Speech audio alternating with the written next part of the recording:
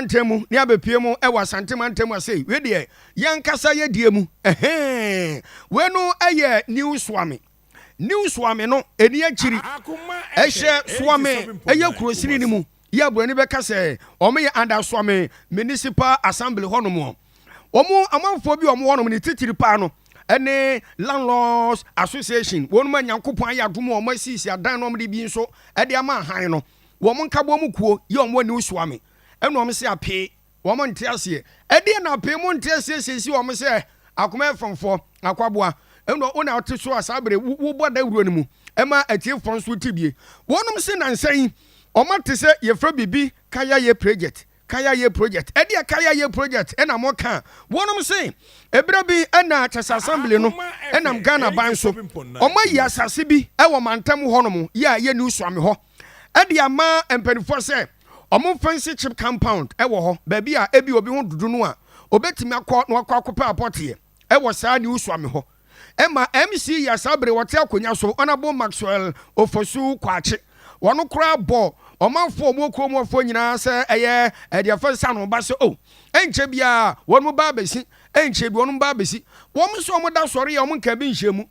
saa chip compound na so ba besi no enya no no omo isi o omo so omo nya nkra se empanifo pese omo de besi edan edema power no omo ba beda baby a saa chip company empanifo isa asase na mo se apu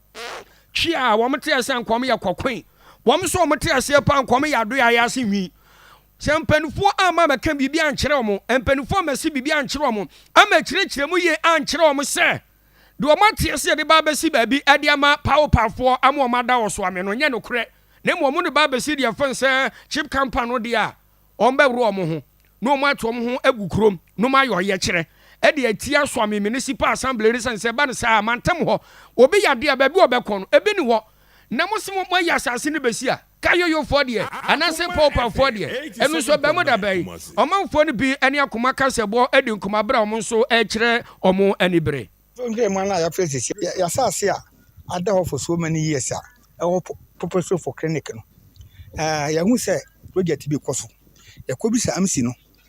amsi kire se enokre se o mbesi agenda 111 no o mbesi listen power o mo sense si quarters ma staff assembly staff say be man de wa nwene ye ho wa hwe na nanu mre wa no kokrafo ete hei anti obi yara he na woko ba bia na obi akonti bomodin na woni mpanyefo no nhia na mo nwene ye ho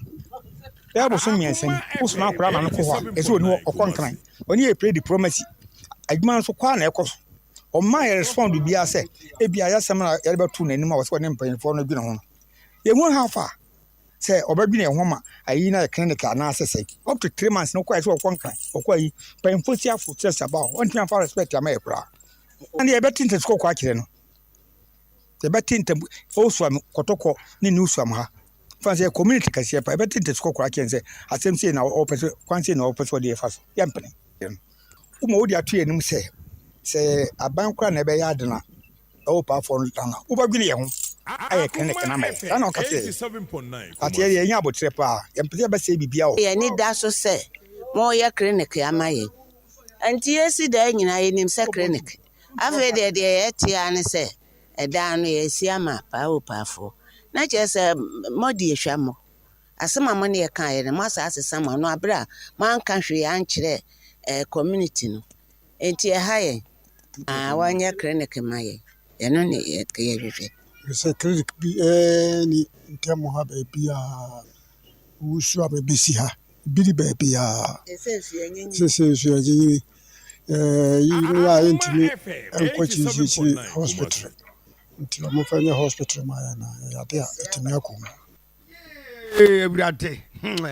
enti asase ne ye dwisu se ya na asase ne ho nyina gon ayi se hire omunimi se ye de ba besi eye ba bia ya fancy health center bi di ama wo mo a adane kayoyo for power ene ese ba besi dan bia mo mo aba abedem e wo no nti no eyo manfo bia wo mo e wo new Suame ene wo mo esu ne from penifo se be ye mo mo msra ba mu na ye firi wo no mo a ane ebo mo ade pie mu e wo assembly no pani a ono ne da no se MC onabo eye Maxwell ofosu kwache ene bisa nso na bo penifo se hyefa ho ye mua enti se wawin ena o manfo ne ka wonso no e de na wo ka e de atwoma ye no kre sɛ muyi from health center akɔpie mu ɛwɔ ɛyɛ power for wɔn mo dabre mu ana sɛn ɛna teɛ.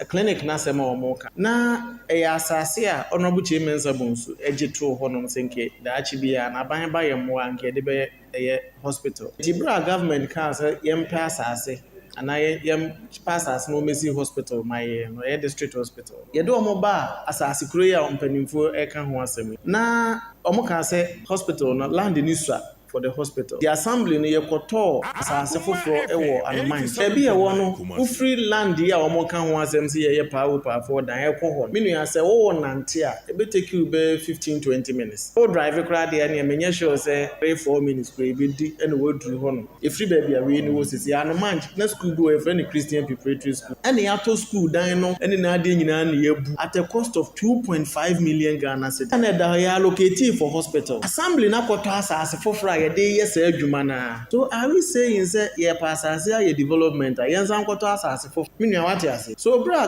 government as part of abanani suade hunu no say ye beboa na ye caption as treatism yenua no ma ye kaya ye omo a ye pawo pa ne ade ye be ma omo a decent place di mu de da apapadan mu ne ade apata ne ade ye be si hostels kama anya so amenko na ye si bi KM ye bi ofori kromu ye bi asokore mampo ye bi other places ni nyina ye bi so Suame ebra ye de no ready no na me yes sebe ne ye wasase wa hade a ye nkonkochini enkope bi because Suame ha ya asase ho odin pa eno nko ni the only asase ye betimi de yensase ye bo aka say ye de assembly ni kotwa afra bi e de ma contractor ne say omra eti ye ntwa bi ni yemfa nye hostel no ema ye nuam no ma mo ye kaya yi na assembly ni mfa de aka no ensi yen bungalows no ewo enti enum ena mpanimfo a eben